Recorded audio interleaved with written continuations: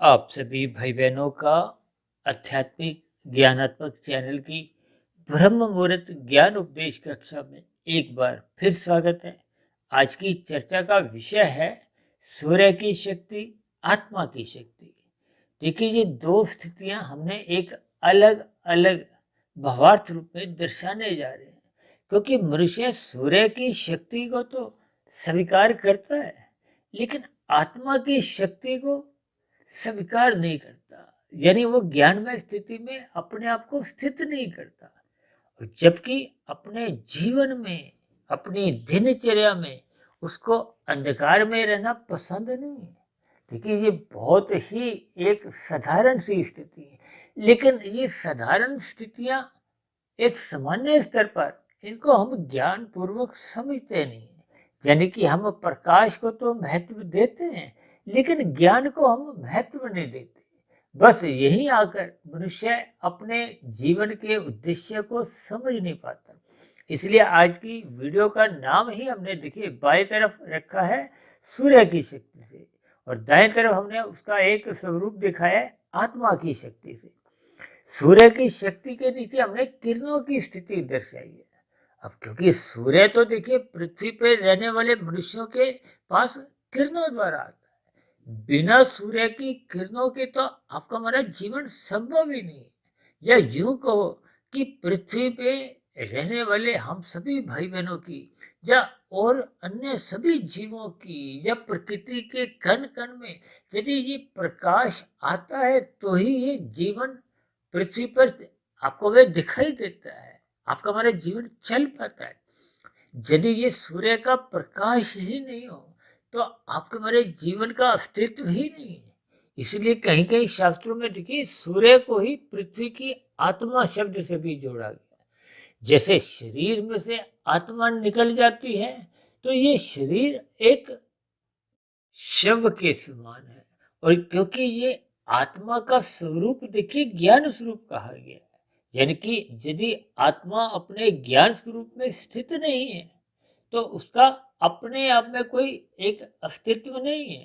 देखिए, इसके बहुत ही गहरे अर्थ हैं, जिसको आप एकाग्र भाव से जितना अधिक चिंतन करोगे, यानी कि जब जब हम ज्ञान में स्थिति में स्थित होते हैं तब ही आपको हमें परमात्मा का एहसास होता है, परमात्मा की मौजूदगी का आपको एहसास होने लगता है, परमात्मा की सम्मुखता बढ़ने लगती है।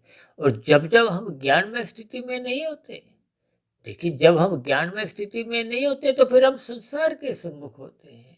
संसार का अभिप्राय माया से है। माया का अभिप्राय ये राजसी और तामसी स्थितियों से है, जिनका मनुष्य कलयुग में 24 घंटे 7 दिन भोग रूप में संग करता रहता है, जिसके फलस्वरूप उसका स्वयं का जो ज्ञान है, यानी कि आत्मा का ज्ञान आवृत होने लगता है।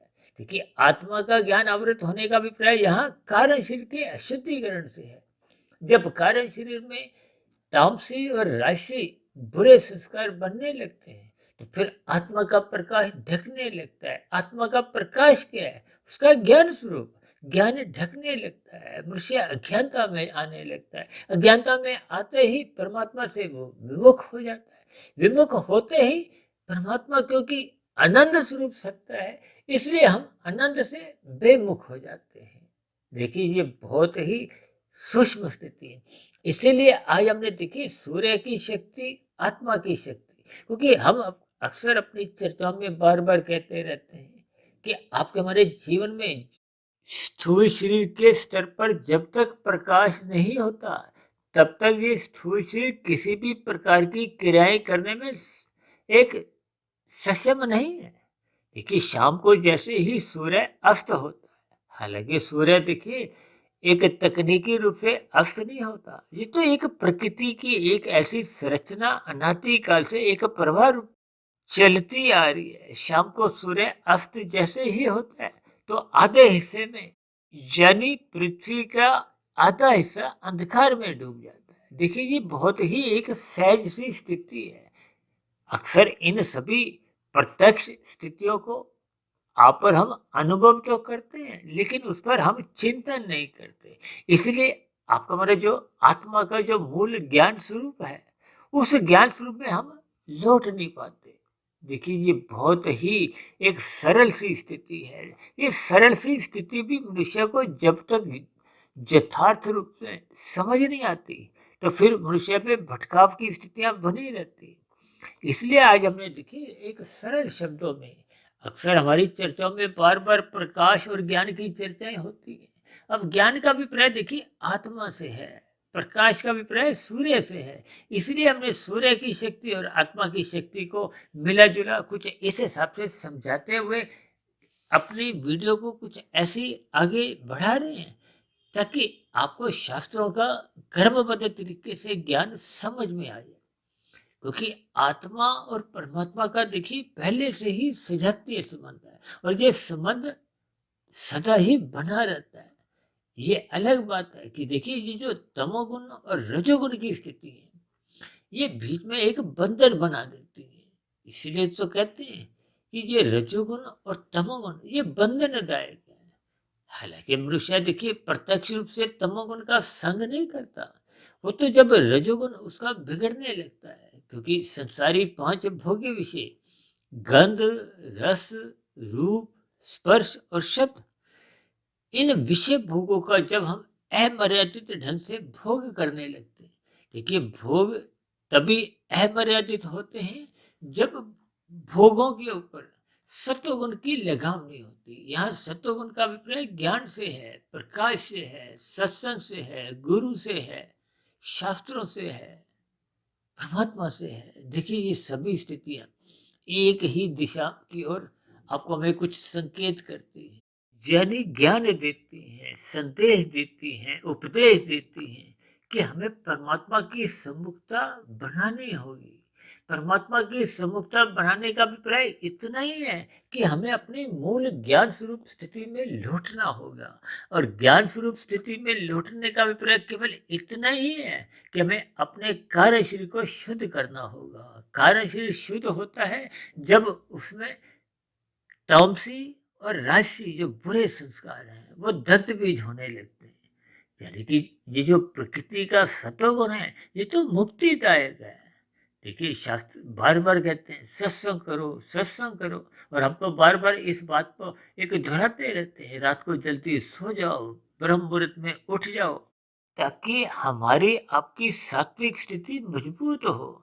देखिए जब हम साधारण शब्दों में ही बार बार कहते रहते हैं सत्वगुण का संग करो, सत्वगुण का संग करो, तो जब ब्रह्म मुहूर्त, वो जो सत्वगुण की एक शुद्धतम स्थिति है, देखिए ब्रह्म मुहूर्त का अभिप्राय क्या है कि सत्वगुण की एक शुद्धतम स्थिति। देखिए जैसे ही तमोगुण की स्थितियां समाप्त होती हैं, सूर्य के डूबने के साथ ही तमोगुण आरंभ होता है। आरंभिक स्थितियों में वो गुजरे हुए रजोगुण से प्रभावित होता है।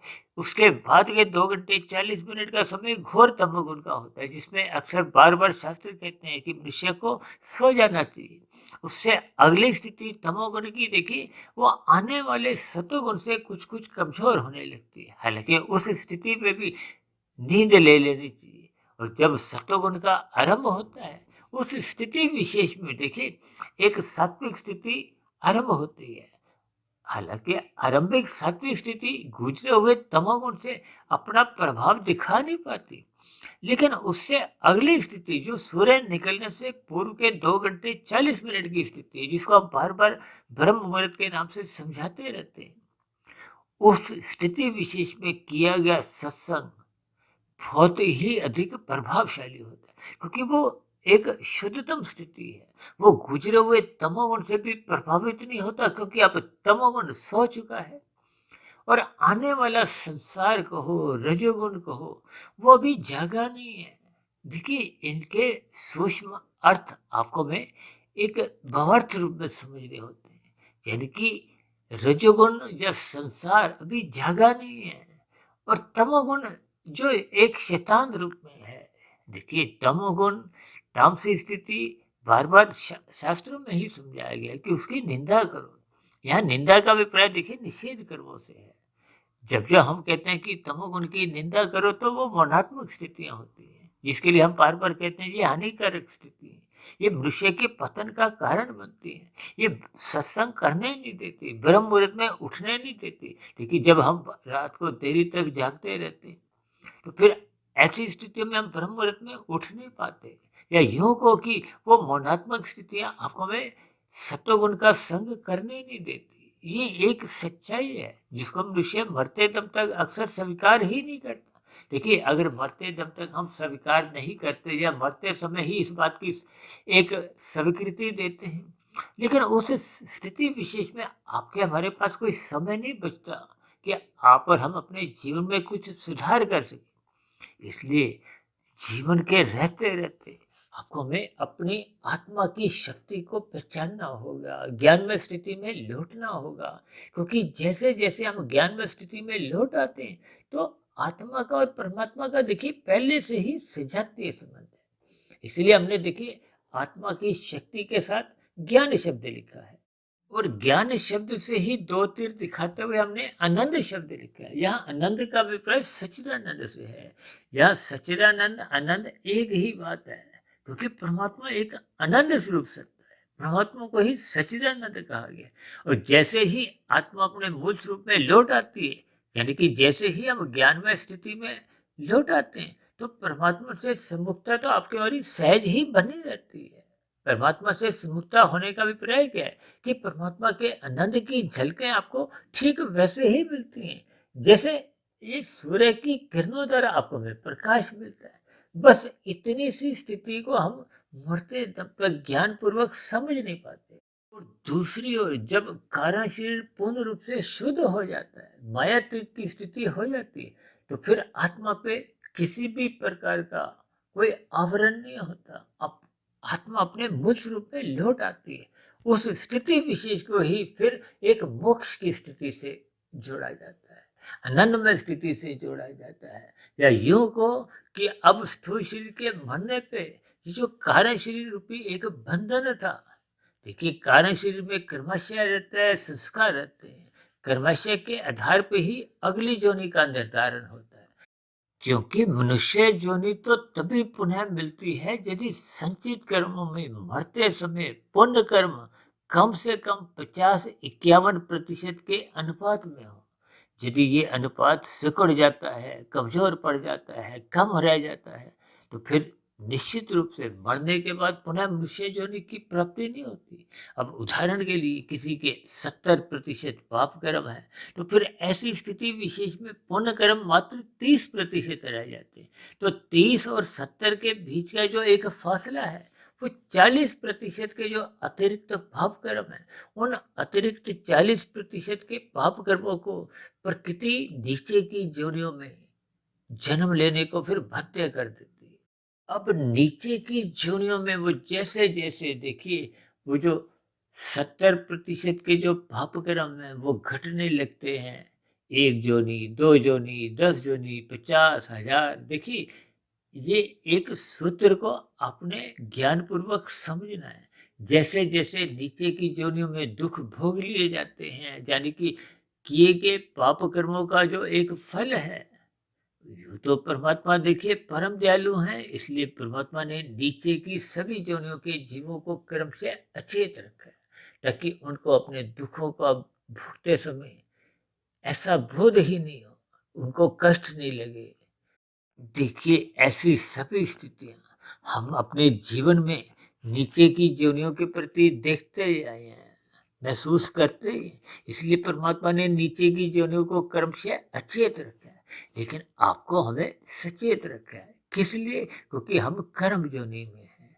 हम सभी भाई बहन साधना जोनि में हैं। देखिए, कर्म जोनि केवल इसलिए कहा जाता है क्योंकि मनुष्य योनि में आपको में नए कर्म करने की स्वतंत्रता है, जबकि नीचे की और ऊपर की जितनी भी योनियां हैं उसमें नए कर्म नहीं होते, वो मात्र एक क्रिया प्रकृति की प्रेरणा द्वारा होते हैं। देखिए, नीचे की योनियों में प्रकृति की प्रेरणा द्वारा उनकी क्रियाएं होती हैं, ऊपर की योनियों में परमात्मा की शक्ति द्वारा, परमात्मा की प्रेरणा द्वारा, उनके द्वारा एक विशेष प्रकार की क्रियाएं होती हैं।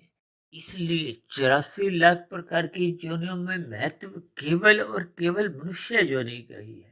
देखिए, मनुष्य योनि में ही हम ये जन्म मरण के बंधन से मुक्ति पा सकते हैं। और मुक्ति पाने का अभिप्राय क्या है कि स्थूल शरीर के मरने पे फिर आपको में आध्यात्मिक शरीर की प्राप्ति होती है। एक लंबे काल के लिए हम आनंदमय जीवन गुजारते हैं।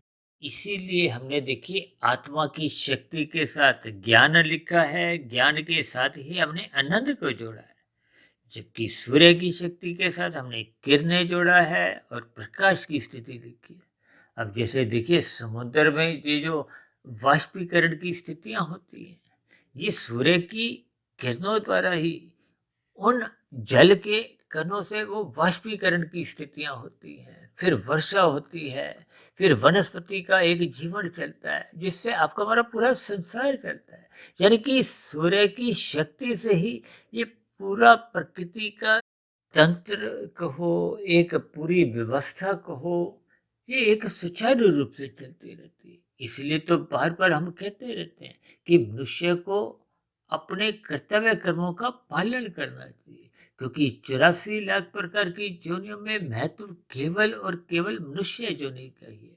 मनुष्य से नीचे की योनियों का कोई महत्व नहीं है।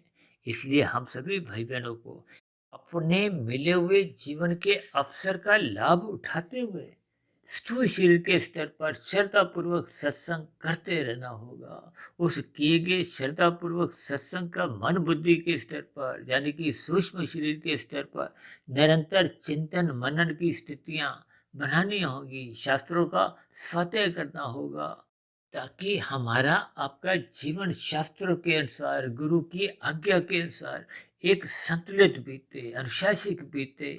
आपका हमारा रजोगुण एक मर्यादित रहे, ताकि हम तमोगुण में गिरे, आपकी हमारी सात्विक स्थिति मजबूत हो। जैसे जैसे सात्विक स्थिति मजबूत होने लगती है, तो फिर मनुष्य के परोपकार के कार्य भी सहज ही निष्काम भाव से होने लगते हैं। यानी कि मनुष्य फिर कर्म योग में स्थित हो जाता है।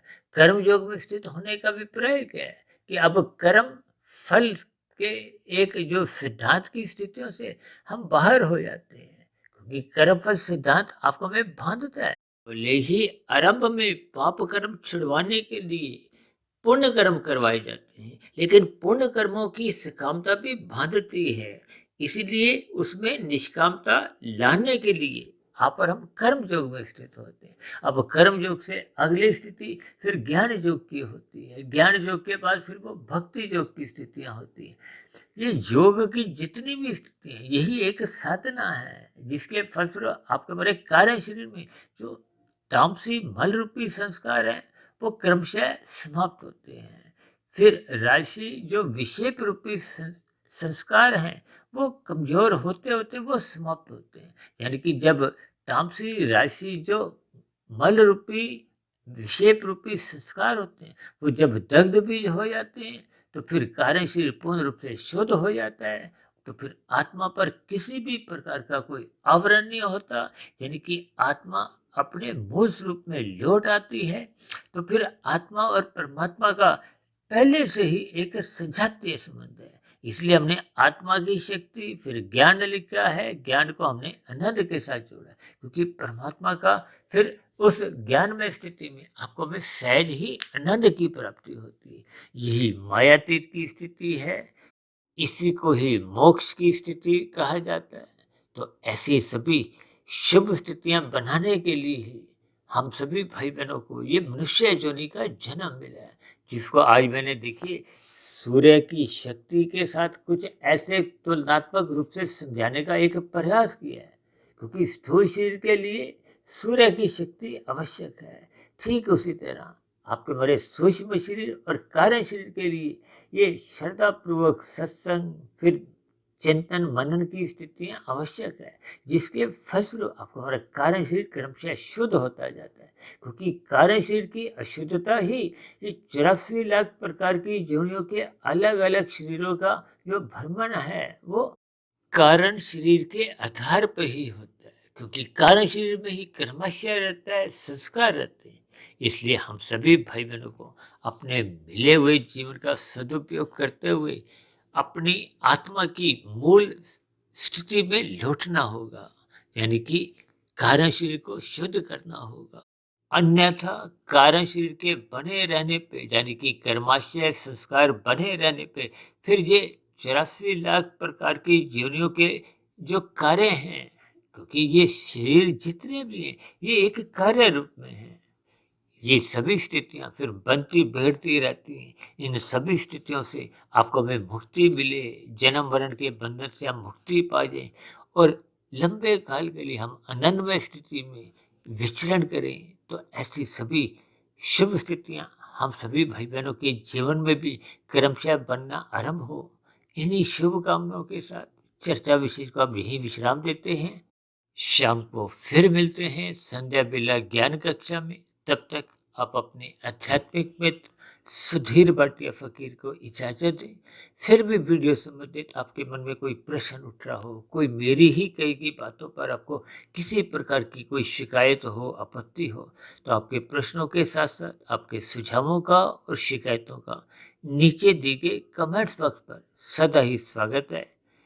चर्चा विशेष को ध्यानपूर्वक सुनने के लिए आप सभी भाई बहनों का बहुत बहुत धन्यवाद।